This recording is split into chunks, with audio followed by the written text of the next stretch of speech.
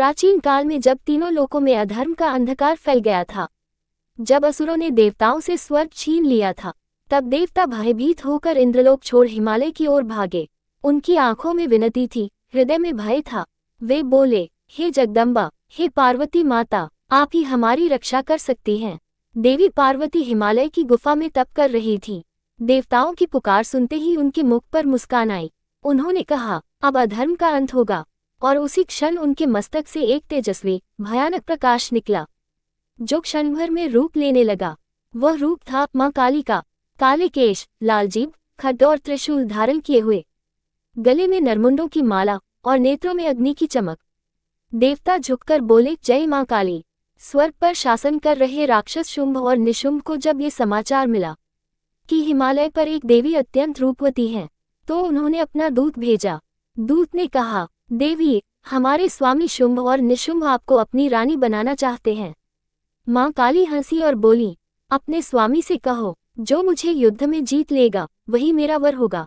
दूत लौट गया और राक्षस क्रोध से तिलमिला उठे। अब चारों दिशाओं से असुर सेनाएं उमड़ पड़ी। धरती कांपने लगी, आकाश में बिजली कड़कने लगी। मां काली गर्जना करते हुए बोली, चलो, अधर्म का अंत करने का समय आ गया है। उन्होंने तलवार उठाए और रणभूमि में कूद पड़ी। हर प्रहार से सैकड़ों असुर भस्म हो गए।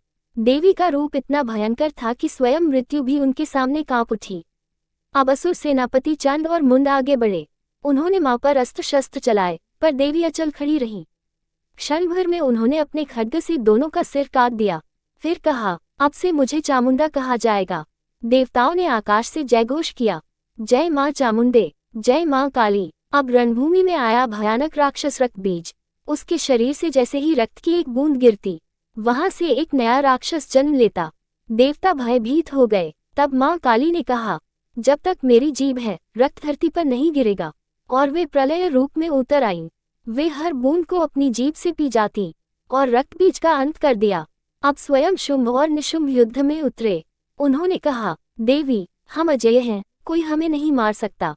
मां काली ने कहा, शक्ति एक ही है और वह धर्म के साथ होती है। फिर हुआ ऐसा भीषण युद्ध कि पृथ्वी हिलने लगी, पर्वत टूटने लगे। देवी ने त्रिशूल उठाया और एक ही वार में दोनों असुरों का वध कर दिया। आकाश गूंज उठा, जय मां काली। युद्ध समाप्त हुआ। देवता झुककर मां की स्तुति करने लगे। आकाश से पुष्पों की वर्षा हुई। देवी ने मुस्कुराते हुए कहा, जब जब अधर्म बढ़ेगा, तब तब काली रूप में शक्ति प्रकट होगी। देवता बोले, जय मां काली। अधर्म पर धर्म की सदा विजय रहे। ग्रेटर दैन काली केवल संहार की नहीं, बल्कि संरक्षण की भी शक्ति है। जो मां का नाम लेता है, उसे कोई भय छू नहीं सकता।